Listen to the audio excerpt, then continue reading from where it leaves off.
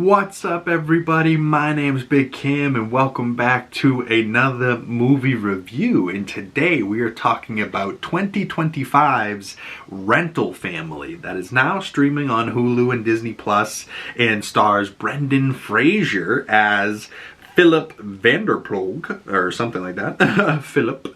But either way, this movie is really interesting, and we'll get into like what it's about and whatnot. But this film is from director Hikari, who I don't necessarily know, but it says that she did work on Beef. And if you guys haven't seen Beef from 2023, Beef is incredible.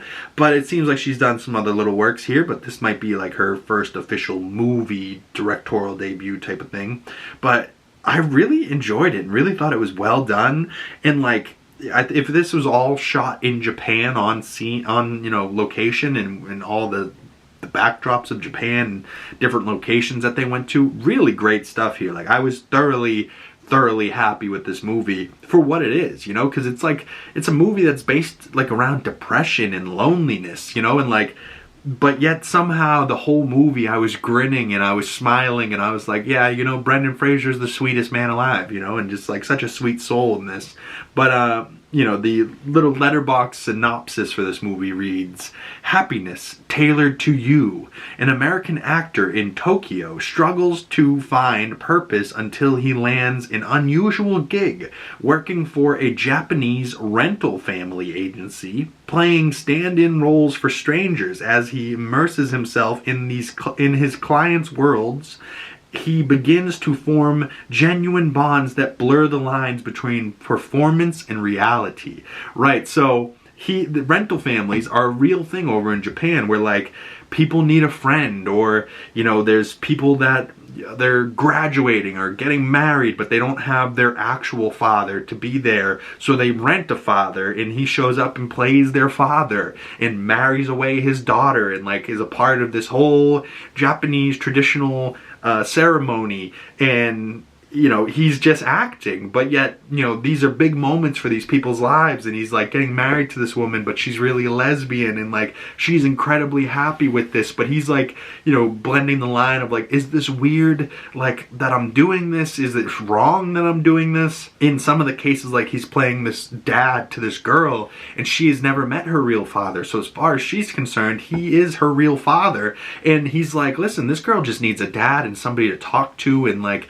he thinks he's just helping her. But then the mom's like, yo, this is weird, like are you one of these weird guys that is trying to get with my child? And he's just like being a nice supportive guy, you know, and just being a dad to this child. And like, there is such thing as adoption, so it's not like you need to be the real blood father to somebody to be a father, you know what I mean? Like, I'm not a dog, but my dog I treat like my son, and if anything happened to him, I'd be devastated, you know what I mean? Like, so you can love something and be a parent to something that's not necessarily your child. So like, that's kind of where he was at, where he's like, listen, this young girl doesn't know I'm not her real dad, and she doesn't know I'm an actor, so I'm going to play this role and do what she needs to do, and you know, make her feel what she needs to feel, and give them what they want, you know. And like, she's a very sweet girl, and he's, oh god, it really just like, it was so well done. I thought it was really well done for what it is. It could have just been a really depressing, sad story about these people that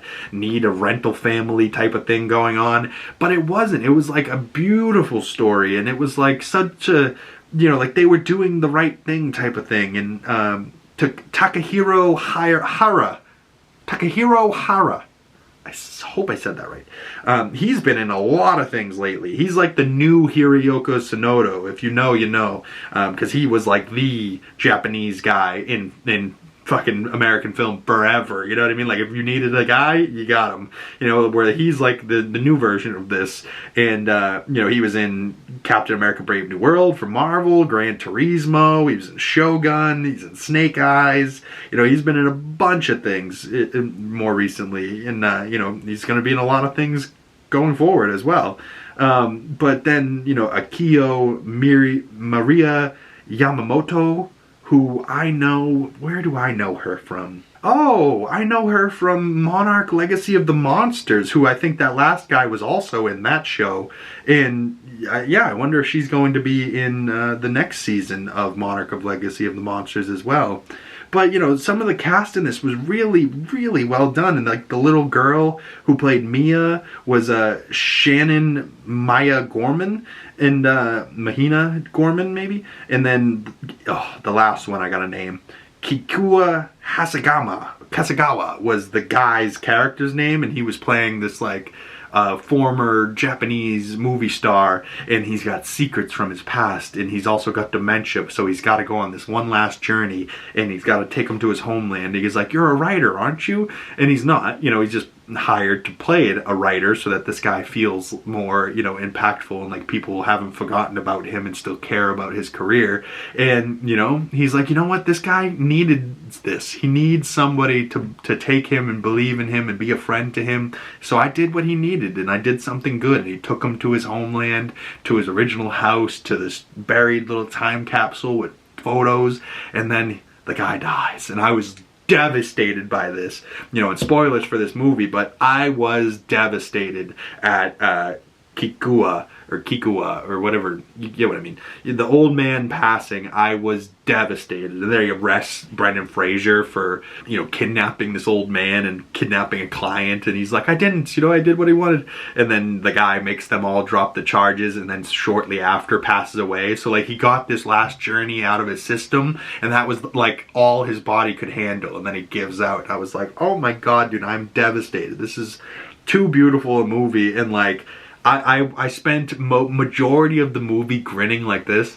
You know, I was just like, you know, just smiling, looking at the screen, just being like, Brendan Fraser, you sweet, sweet, beautiful man. You know, and he's doing all these different little roles, and he was like apprehensive at first. He was like, I'm not sure this rental family is a gig for me. And then he ends up finding people that he cares about, like the old man and the little girl. But then he's still doing other little roles as well, you know, and helping people. And he's playing video games with this guy and helping him clean up his apartment, and, you know, just being friends to people and just being a careful, caring human. And I was like, man, I don't know if this is sad because it's so depressing and people are so lonely that they need to pay strangers to be a friend, or, you know, if the world is so broken that like we would rather pay strangers to be our friends than just go make friends with strangers. You know what I mean? Like, you don't need to pay people to be your friend, you know? Like, it used to be easy. You used to just walk up to people and be like, hey, you want to be friends? You want to go do this? Cool, come on.